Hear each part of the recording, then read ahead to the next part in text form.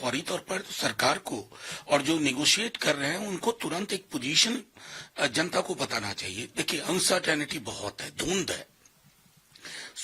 परसों जब US supreme court का आया, उसके बाद फिर डोनाल्ड ट्रंप का, who is one of the most inconsistent person, उसके बाद फिर उनका एक ये आया।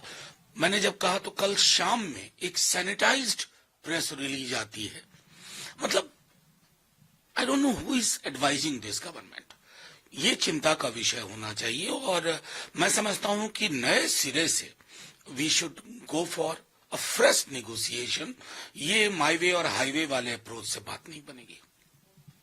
सर, इसके अलावा अगर एआई समिट की बात की जाए तो हमने देखा कि किस तरीके से प्रोटेस्ट हुआ। कांग्रेस के कई सारे अलायंस हैं, अखिलेश यादव जी हो गए, उन्होंने बोला है कि अवॉइड किया जा सकता है। देखिए, मेरा मानना है, अब अगर आपको याद हो, फर्स्ट रिएक्शन मेरा भी यही था कि a better space could have been thought of. लेकिन क्या होता है ना, कई दफा जब आक्रोश होता है या आप देखिए, अगर आप उसके बाद के घटनाक्रम को, अमेरिकन डील को लेकर घटनाक्रम को देखें तो आपको नए सिरे से देखने की जरूरत होगी।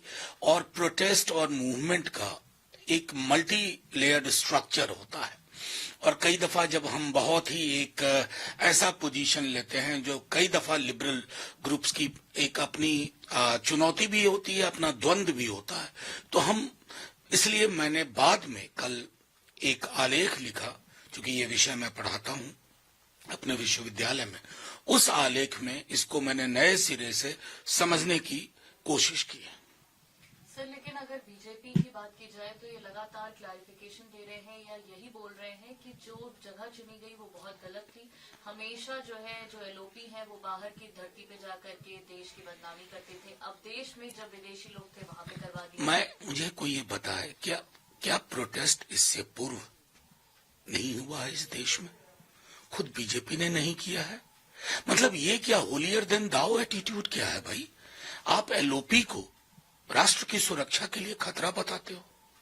मुझे तो ताज्जुब हुआ जब ऐसा बताया गया। कितने टेलीविजन चैनल्स ने बहस